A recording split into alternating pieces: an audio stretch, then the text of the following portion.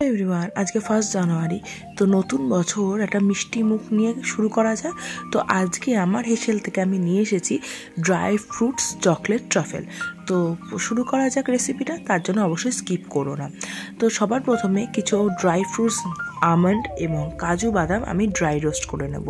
तार जोन्नो अवश्य कड़ाईटाके गरम करे ड्राई रोस्ट करे निलाम। एबार एटाके मिक्सिते दिये भालो करे पेस्ट करे नेब एवं खूब मिहिन पेस्ट ना करलेও भालो लागे, मुखे पड़लेও ड्राई फ्रुट्स भालो लागबे। एर मध्य दिয়েছি আমি বেশ কিছুটা মাখানাটাকেও আমি ड्राई रोस्ट করে নেব এবং ड्राई रोस्ट করে নিলে এটা মিক্সিতে পেস্ট করলে খুব সুন্দর গুঁড়ো হতে সাহায্য করে।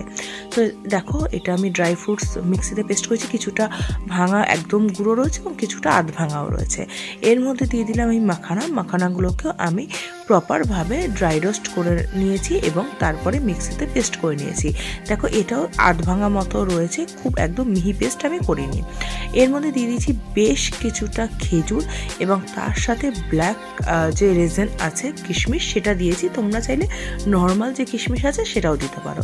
এটাকে ভালো করে মিক্সিতে পেস্ট করে নিয়ে এবার যে ড্রাই ফ্রুটসগুলো করে রেখেছিলাম আমি গুঁড়ো, সেগুলোর সাথে ভালো করে মেখে নেব। এতে কোনো জলের দরকার হয় না, তোমরা অবশ্যই জল দেবে না, তাহলে কিন্তু এটা বেশি দিন সংরক্ষণ করে রাখতে পারবে না। এবার এটাকে গোল গোল করে লাড্ডুর মতো গড়ে নিলে হয়ে যায় লাড্ডু। এবার এখানে আমি একটা কথা বলি, এই যে ড্রাই ফ্রুটসের যে লাড্ডুগুলো আছে না, এগুলোও তোমরা প্রিজার্ভ করে রাখতে পারো উপরে কোটিং না করেও, এটাও অনেক দিন খাওয়া যায়। আর এই লাড্ডুগুলো ভীষণ পরিমাণে হেলদি এবং বাচ্চাদের ব্রেনের পক্ষে এবং হার্টের পক্ষে ভীষণ পরিমাণে উপকারী। বুঝতেই পারছো এর মধ্যে প্রচুর পরিমাণে ড্রাই ফ্রুটস রয়েছে। যে সমস্ত বাচ্চারা ড্রাই ফ্রুটস খেতে চায় না তাদের এই টাইপের ট্রাফলস বানিয়েও দিতে পারো।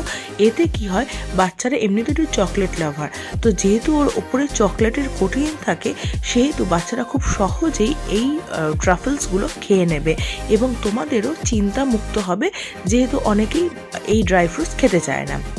তো এরপরে এটাকে আমি ফ্রিজে রেখে দিয়েছিলাম সারাদিনের জন্য।